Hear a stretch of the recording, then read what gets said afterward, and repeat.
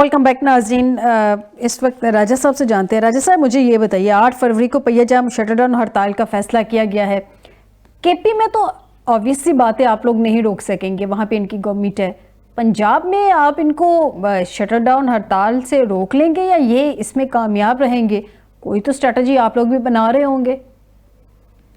देखिए, ये हुकूमत जो है वो किसी जंग के मूड में बिल्कुल नहीं है, लेकिन इसको हम नहीं रोकेंगे, हुकूमत नहीं रोकेगी, इसको लोग रोकेंगे। क्योंकि लोगों को अब इस चीज़ का इदराक हो गया है कि जो बेमानी एहतजाज होता है, जिस एहतजाज का कोई सिरा नहीं होता, जिसका कोई पैर नहीं होता, वो एहतजाज अब लोगों को अंदाज़ा उसका हो गया। और आप देखें कि ये जितने एहतजाज हुए हैं पिछले 2-3 बरसों के, आप एहतजाजों का प्रोफाइलिंग कर लें तो उसमें हर एक में लोग जो हैं वो जड़ते गए हैं, जो हिस्सा लेते हैं। इवन जिस केपी की बात कर रहे हैं, केपी में जो पहली दफा जब इस्लामाबाद पे हमला आवर हुए थे, उसकी तादाद का मुआवजना आप तमाम उसके बाद के प्रोग्राम से करें तो आपको पता चलेगा कि हर दफा लोगों की कमी होती गई है। उसमें वो लोग थे कि जिनका जो जो जो होते हैं एग्रेसिव मजाज के,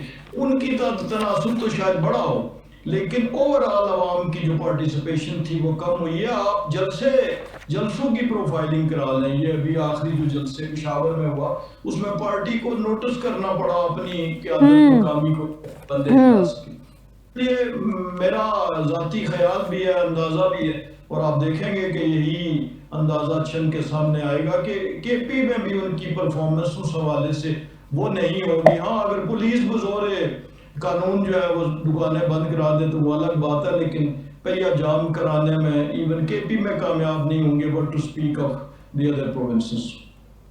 ठीक है।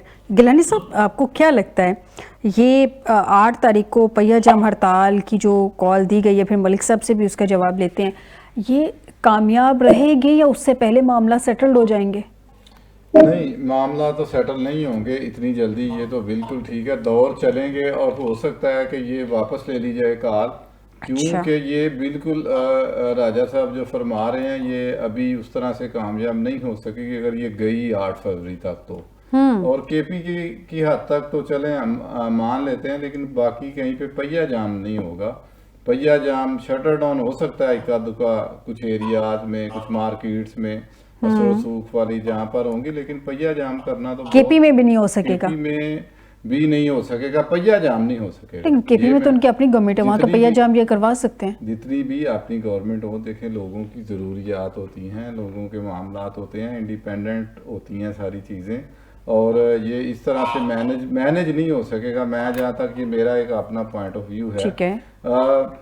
बाकी उससे पहले लगता है कि ये जिस तरह से मुझे जो नज़र आ रहा है, जिस तरह से कॉल दी गई है कि देखें, अगर आप तैयारी की बात पहले आपने की, तो अगर ये पहिया जाम की हद तक तो कोई तैयारी नहीं करनी थी ना, तो ये जो टाइम दिया गया है ये लगेगा कि चीज़ें सेटल डाउन हो जाएंगी, शटल डाउन हो जाएंगे। मलिक साहब, 8 फरवरी से बहुत आपने लंबा टाइम नहीं ले लिया। शटल डाउन हड़ताल का फैसला जो किया गया है, स्टेट मूवमेंट की तैयारी की जा रही है। अगर आप लोगों ने शटल डाउन ही करवाना है, जैसे अभी गिलानी साहब ने भी कहा है, तो उसके लिए तो इतनी तैयारी की ज़रूरत नहीं है। पहिया जाम अगर करवाना है तो पहले से कौन सा ऐसा है कि अचानक से आप लोगों के साथ ऐसा हुआ है? आप लोग जब से आपके खिलाफ वोट ऑफ नो कॉन्फिडेंस आई है, आप लोग एजुटेशन की सियासत ही कर रहे हैं, तैयारी तो साथ साथ ही चल रही है हर चीज़ की, तो फिर इतना लंबा टाइम क्यों दिया गया सर? बीवी बात है, अभी राजा साहब की बात का जवाब देना चाहता हूँ। राजा साहब फरमा रहे थे कि जी अब इनके पास पंजाब में जो है वो स्ट्रेंथ नहीं रही। मैं राजा साहब को ये चैलेंज करता हूँ कि जो पुलिस स्टेट आपने पंजाब को बनाया हुआ है, आज आप ये कह देंगे किसी को कोई नहीं पकड़ दकड़ नहीं होगी, कोई नहीं रोकेगा, फिर आपको पता लगेगा कि पंजाब में तहरीक इंसाफ की क्या स्ट्रेंथ है। और दूसरी बात, केपी की बात कर रहे हैं, तो केपी में जो जितने भी जलसे हुए हैं, मैं चैलेंज करता हूं कि नून लीग का कोई एक एमएनए, कोई एक एमपीए या इवन वजीर आला जो है वो इस तरह का शो करके दिखाएं तो मैं उनको मान जाऊंगा। लेकिन सर, जो आपका आखिरी जलसा हुआ उसमें आपको नोटिस अपनी मुकामी क़यादत को क्यों करने पड़ गए थे? ऐसी चीजें तो बाहर नहीं निकाली जाती हैं, ये तो पार्टी के अंदर के मामलात होते हैं, ये भी पब्लिकली सामने आ गई चीजें। अभी भी देखें, बात यह है कि जब पॉलिटिकली कोई बंदा भी पार्टी से वाबस्ता है, वो चाहे कोई एमपी एमएनए है या वो तंजीम का ओहदेदार है, अगर उसके डिस्ट्रिक्ट में या उसके नजदीक अगर जलसा हो रहा है तो उसकी रिस्पॉन्सिबिलिटी है कि उसने वहां पे पहुंचना है और अपने साथ बंदे भी लेके जाने हैं। तो ये पार्टी का इंटरनल मामला है। डेफिनेटली जो लोग काम नहीं कर रहे हैं तो पार्टी उनसे पूछताछ भी करती है कि आप लोग क्यों जो है एक इवेंट था उसमें आपने पार्टिसिपेट नहीं किया।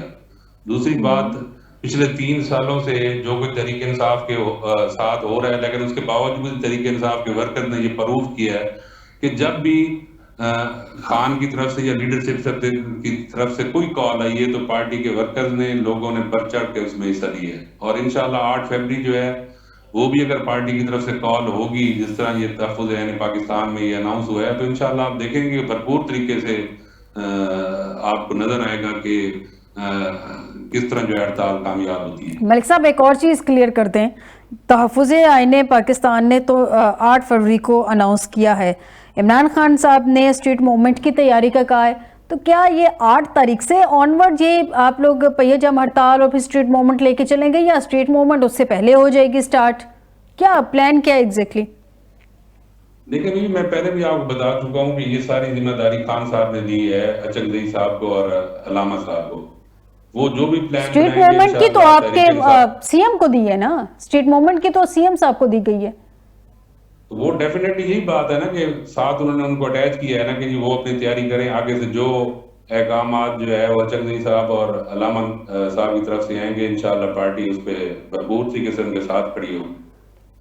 ठीक हो गया। राजा साहब, मुझे अभी ये बता दीजिए, एक जानिब तो अचकज़ई साहब कह रहे हैं कि वो स्ट्रीट मूवमेंट भी है, फिर तहरीक इंसाफ, जब भी तहरीक इंसाफ की कॉल दी जाएगी लाखों लोग निकलेंगे, वो आपको चैलेंज दे रहे हैं। वो कह रहे हैं कि आप पुलिस को ना इस्तेमाल करें, आप लोगों को ज़रा फ्रीली बाहर आने दें, फ्री विल के साथ बाहर आने दें, फिर देखें कितने लोग बाहर निकलते हैं। तो एक दफ़ा ट्राई कर लें सर, उनकी मसल चेक कर लें क्या मसल है। हर दफ़ा वो आपको ताने ही देते रहते हैं कि आप लोग पंजाब में लोगों को बाहर निकलने नहीं देते, इसलिए लोग बाहर नहीं निकलते। एक दफ़ा चेक कर लें तहरीक इंसाफ का पंजाब में मसल क्या है। जी बिल्कुल, वो भी चेक कर लेंगे, लेकिन जो मैंने भी गुजारिशात की थी वो सारी केपी के बारे में थी। अच्छा, के बारे में तो थी नहीं। मैंने तो कहा वो आपसे पंजाब के बारे में बात करें, केपी के बारे में तो वो बहुत कॉन्फिडेंट है।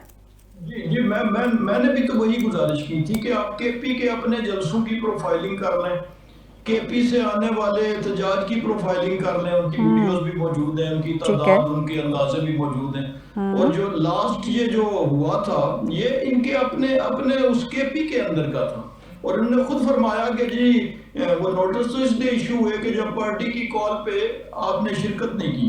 तो इसका मतलब ये है कि जब आपके तंजीमी ओहदेदार जो है वो पार्टी की कॉल पे शिरकत नहीं कर रहे हैं किसी वजह से भी, जो भी वजह है, चाहे वो वजह गवर्नेंस है, चाहे वो वहाँ पर हालात हैं, चाहे लोगों की मुश्किल जिंदगी है, चाहे तालीम और सेहत के हवाले से दगरगू सूरत हाल है, चाहे दहशतगर्दी के मामलात हैं, तो जब वो लोग नहीं कर रहे तो उसकी रोशनी में मैंने कहा था कि what to speak of other provinces. Punjab की तो मैंने बात ही नहीं की, हमने तो उसी को आप बैरोमीटर बना लें। जब इलेक्शन की भी बात हुई थी आखिरी ज़िमनी की, तो तब भी मैंने कहा था कि पंजाब के इलेक्शंस को आप हरिपुर के इलेक्शन के अरसे में देख लें कि वहां पे तो इनकी पुलिस थी, इनकी एडमिनिस्ट्रेशन थी, इनके अपॉइंट करदा डीसी थे, वही डिस्ट्रिक्ट रिटर्निंग ऑफिसर था। तो फिर क्या वजह थी, 2 मिनिस्टर्स थे वहां पर सूबाई, तो क्या वजह थी कि वहां आप इलेक्शन हार गए। तो अब ये तो एक चीज है ना कि हर बात में उसको ले आना साथ, हर बात में इलेक्शन कमीशन को ले आना। तो हमने तो अभी भी जो मैंने डिस्कशन की वो यही कहा कि केपी के नताइज की रोशनी में पंजाब की स्ट्रीट मूवमेंट को देख लें या पहिया जाम को, और इलेक्शन के हवाले से भी यही गुजारिश थी कि हरिपुर के इलेक्शन की रोशनी में पंजाब के ज़िमनी इलेक्शंस को देख लें। तो हम तो वहाँ पे इनका पहिया जाम या वो वाली चीजें उस तरीके से नहीं, कामयाबी की सूरत में नहीं देख रहे, और ये जिम्मेदारी तो वो उठाने के लिए भी तैयार नहीं है अचकज़ई साहब के, वो स्ट्रीट ना उसके हक में। सर ये जिम्मेदारी दो चीजें मिक्स हो रही है ना, ये जिम्मेदारी तो उन्होंने सीएम केपी को दी हुई है स्ट्रीट मूवमेंट की। तो यही यहाँ पे ही क्लैश आ गया कि जब आपने एक जिम्मेदारी उनको दे दी और दूसरी उनसे हट के तो किसी दूसरे को दी हुई है। सर मुज़ाकरात के बारे में तो अलीमा बीबी कह रही हैं कि मुज़ाकरात का जो कॉन्फ्रेंस ने डिसाइड किया है, जो एलामिया सामने आया है, वो तो अभी खान साहब तक पहुंचा ही नहीं है ना, कि वो तो पता ही नहीं है खान साहब को कि डिसाइड क्या हुआ है पीछे। मैं यही गुजारिश फिर कर रहा हूँ ना कि अगर वहां पे तहरीक इंसाफ की क़यादत बैठी हुई थी और वो उसमें शरीक नहीं थे, तो फिर आप उस मुज़ाकरात की अपील को या उस मुज़ाकरात के एलामिया को खुद एवेलुएट कर लें कि वो कहाँ खड़ा है। यानी अगर जो सबसे बड़ी जमात उस तरीके तहफ़्फ़ुज़ आइन के अंदर गर्दानी जाती है जिस पे वो तकिया करते हैं, अगर उसकी इनपुट ही नहीं है मुज़ाकरात में, तो फिर मुज़ाकरात की सर असद कैसे साहब तो हैं ना उनकी जानिब से उस तरीके तहफ़्फ़ुज़ आइन में, असद कैसे साहब तो हैं। खाली कुर्सी पे बैठने पे वहां पे जाके और सामने नेम प्लेट लगाने से तो नहीं होगा ना। तो इसलिए अच्छा। ये सारी चीजें जो कि अटर कंफ्यूजन का शिकार है, और बिल्कुल, और यही कंफ्यूजन और यही जो वो है दो रुखी है या सहरुखी है, वो पार्टी के अंदर आप लोग मुज़ाकरात के लिए सीरियस हैं? आप लोग सीरियस हैं मुज़ाकरात के लिए? हुकूमत तो बिल्कुल सीरियस है जी, और हुकूमत ने बारहा इसके इंटेंट का इज़हार किया। चलिए गिलानी साहब से जान लेते हैं। गिलानी साहब, दोनों साइड टॉक फाइट ऐसे लग रहा है कर रही है। कुछ हुकूमती बंदे भी जो हैं वो तनकीद कर रहे हैं, प्राइम मिनिस्टर साहब जो हैं वो दावत दे रहे हैं मुज़ाकरात की, बड़ी खुशाइंद है, हम इसको वेलकम करते हैं। बैठना चाहिए तमाम सियासी जमातों को, मसाइल का हल निकालें ताकि जो असल मसाइल है हमारे मुल्क के उसकी जाने फोकस किया जा सके, ना कि सियासी जमातें आपस में घुलती मिलती रहें, इसी तरह से लड़ती झगड़ती रहें, असल मसाइल से रूगर्दानी करती रहें। लेकिन प्रॉब्लम ये है कि आपको लग रहा है कि ये मुज़ाकरात से कोई हल निकलेगा, क्योंकि तहरीक इंसाफ जिनके साथ मुज़ाकरात करना चाह रही है वो उसके साथ मुज़ाकरात नहीं करना चाह रहे, और ये अब की बात नहीं है, डे वन से बात है। वो जिनके, और वो भी चाहती है तहरीक इंसाफ के खान साहब की शराइत पे उनके साथ बात की जाए, वो तो उनके साथ बैठने को तैयार नहीं है। अब प्राइम मिनिस्टर साहब ने अपोजिशन को दावत दी है, क्या ये बैठे, अपोजिशन आपके ख्याल में बैठेगी इनके साथ? देखिए बात ये है कि आप जो बातें हैं वो इस तरह से हैं कि मुज़ाकरात पहले भी हुए, अब भी होंगे। अब जो पहले मुज़ाकरात का नतीजा क्या निकला था आपको पता है? मैं उधर ही आ रहा था। जो मैंडेट की बात बार बार कर रहे हैं जोया साहब, तो मैंडेट तो बिल्कुल भी नहीं है, दोनों साइड पे नहीं है, और दूसरी साइड पे भी अंदर। अब ये बात इस तरह से है कि जो अगर आप इस्टेब्लिशमेंट की बात करें तो वो कहते हैं कि -1 -1 पे आप आ जाएं, मुज़ाकरात भी करें, छोड़ते भी हैं, सब कुछ माफ़ भी करते हैं, सारा कुछ आपको रिलीज भी करते हैं, पॉलिटिकल सारी चीज़ें भी देते हैं, आसानियाँ भी पैदा करते हैं। तो अब ये वही बात हो गई कि टॉलरेंस दिखानी पड़ेगी दोनों साइड से, और किसी ना किसी नतीजे पे लाके ये चीजें खत्म होनी है। टॉलरेंस ज्यादा गवर्नमेंट को दिखानी पड़ेगी, नो डाउट के सारा बैगेज गवर्नमेंट के सर पे होता है ज्यादातर। जी बिल्कुल बिल्कुल। लेकिन देखें बात ये है कि अब जो असल ताकत है उनको ज्यादा, मैं समझता हूँ ये लफ्ज मैंने उधर इस्तेमाल किया है, जिधर होना चाहिए थोड़ा टॉलरेंस करें, क्योंकि जिस तरह जोया साहब ने चाहा गवर्नमेंट, आप ये समझते भी हैं कि गवर्नमेंट तो नहीं चाहिएगी कि कभी भी इस्टेब्लिशमेंट के साथ पीटीआई की बन जाए। तो जब आप ये बात समझते हैं तो फिर उसको कुछ समझ के सियासी बसीरत का जो है वो आप जो है सबूत दें। आप समझते हैं कि तहरीक इंसाफ को सियासी बसीरत का, इंसाफ को ये कह रहा हूँ कि वो सियासी बसीरत का फ़ायदा दे, जिस तरह से जोया साहब जैसे ज़ीरक सियासतदान ये चीज़ समझते हैं कि अगर इस्टेब्लिशमेंट को पीटीआई के साथ लड़ाया ही जाता रहेगा और गवर्नमेंट ये काम कर रही है और वो उसके फायदे में है, तो आप लोग इस बात को फिर समझें और आप इसको कूल डाउन करें और कूल डाउन करें। लास्ट कमेंट मैं मलिक साहब से जान लूं। मलिक साहब मुझे ये बता दें, आप लोग कह रहे हैं कि बात भी हमने उन्हीं से करनी है, ताकतवर हलकों से, क्योंकि मैंडेट भी उन्हीं के पास है, एक्चुअल पावर भी उन्हीं के पास है, आप लोग ये समझते हैं, और करनी भी खान साहब की शराइत पे है। तो सर फिर हर दूसरे तीसरे दिन आप लोग कोई ना कोई स्टेटमेंट भी दाग देते हैं उनके खिलाफ, उनके जो सरबराह हैं इदारे के। सर आप तेवर भी दिखाएंगे, फेवर भी मांगेंगे कि मुज़ाकरात भाई आप ही से करने, तो सर ये तो दो चीजें एक साथ नहीं हो सकती हैं, फिर आपको भी थोड़ा बैलेंस होकर चलना पड़ेगा। देखिए जानी साहब ने बड़ी अच्छी बात की है कि जी दोनों तरफ से जब तक मामला को कूल डाउन नहीं किया जाएगा उस वक्त इसका कोई ना कोई हल नहीं निकलेगा।